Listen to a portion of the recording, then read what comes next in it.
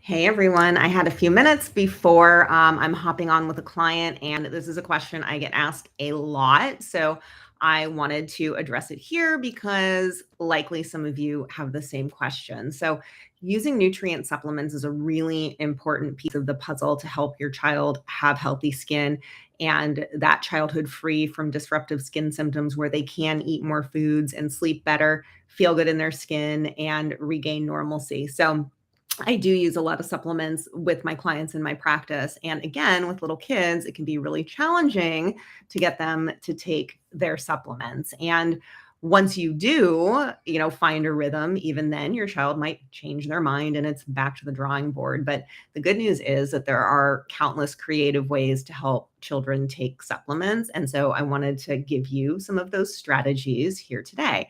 So the first one, let your child choose, give them some control over what's happening, and that can really go a long way. So, if they're old enough, let them decide, how do they want to take it? Mixed in food, from a spoon? Do they want to put it in water? Let them choose where to take it. At the table, watching TV, in the bathroom, even, or when they take it, maybe before or after a bath. If they need help, make sure always supervise regardless. You want to avoid choking, of course. If you need to divide doses into smaller portions, you can always do that. If your child is a really little one, make sure they're in an upright position. And if you are using a syringe to squirt the supplements into the mouth, you can aim for the lower cheek, not the back of your throat, the back of their throat. Explain why the supplements are important, if your kid is old enough to understand. So, for example, tell them that their skin is going to get better and they're going to be able to stop itching, they'll be able to sleep better, or whatever else it might be that they're missing out on or having to work around because of the problem. Always stay positive. Praise your child when they take their supplements. Give them a sticker every time they take their supplements. And then maybe, after a week, let them exchange the stickers for a prize, like a small toy or some additional screen time. Let them stay up a little bit later. Of course, caution with this strategy because it can promote that idea that there's a reward attached to everything, which we know is not the case with life. Choose the right product. Supplements are available in chewables, liquids, powder forms. They can be mixed with different foods and beverages. Capsules can be opened up and mixed in things as well. Always check with your practitioner for options to make sure things can be opened. That's something that I do review with my clients as well. Get creative. Maybe your child wants to take the supplements from a special cup or a spoon. I have some clients that get super excited to take like their superpower juice or their superpower smoothie in the morning. Let them role play and give the supplements to you or a doll or a stuffed animal. And check with your practitioner too. A lot of the times, the supplements that I recommend, they're completely safe for the adults as well. So, have some with your child. You can always, again, mix the supplements and food.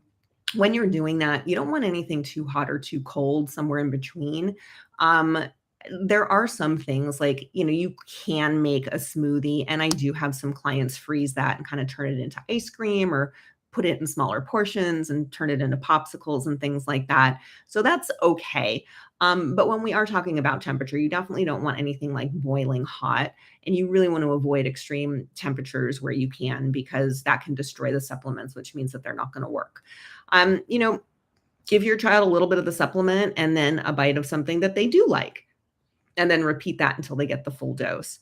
Offer realistic quantities too. We do want your child to get all of the benefits from the supplement. So it is important to get the full dose as often as possible. So you can put them in smaller quantities of food. For example, if you are making a smoothie, and you're concerned that your child's not going to drink the whole smoothie because that's a big quantity, you can make the smoothie, take out a smaller portion, put the supplements in it, and give it to your child that way. If your child won't take the supplements or, vomits or spits them out, check with your practitioner to see if you should try another dose, or wait. Sometimes, it won't matter if a little extra gets in. With others, it might. And most importantly, don't give up. And then again, what to mix the supplements in. A smoothie. Again, you can freeze that smoothie and turn it into like ice cream, or the smaller portions and make it like popsicles or ice cube treats. Applesauce, you can mix them in other pureed fruits and veggies. Yogurt works for a lot of my clients. You can just mix them in water or juice or milk or tea. You can even offer, if you're splitting them up, a little bit of whatever the supplement is on a spoon with some honey or maple syrup or even avocado oil, olive oil, coconut oil. Sometimes with some of the supplements, if they are bitter tasting, it actually works better to put it in something like olive oil or avocado oil, something more savory, because sometimes the sweet doesn't mask it and it makes it a little less favorable. Um, Again, if your child is really little or even not that little, you can always use a syringe and squirt it in the mouth. And again, aim for the lower cheek. You don't want to aim for the back of the throat. You want to avoid choking. You can sprinkle the supplements on any foods, really. A lot of the ones, at least that I use for my clients, are unflavored. So you can really sprinkle it on anything. You can mix them in cereals, oatmeal, chia seed pudding, porridges.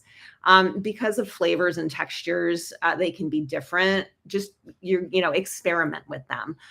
Experiment mixing them all together, and you can experiment separating them out. And what to avoid. You want to avoid extra stress and anxiety, which can also be a trigger for rashes and flares. I have another video on that I've done, so go check that one out.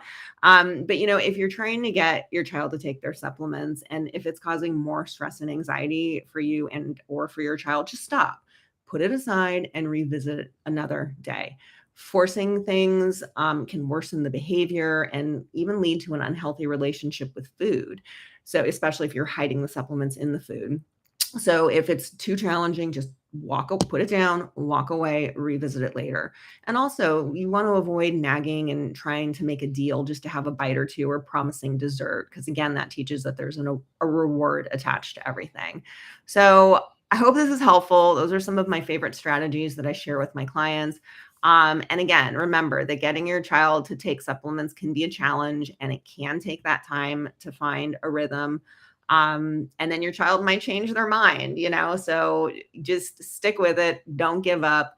And when we are on this journey to healthy skin, it is not linear. There are going to be ups and downs, and it's not going to be perfect, and it doesn't have to be perfect. And when we're talking about a plan and getting the supplements in, what I let my clients know and what I want you to know is that it does not have to be perfect. I don't expect perfection because it's impossible, and we just are looking for persistence and consistency over time.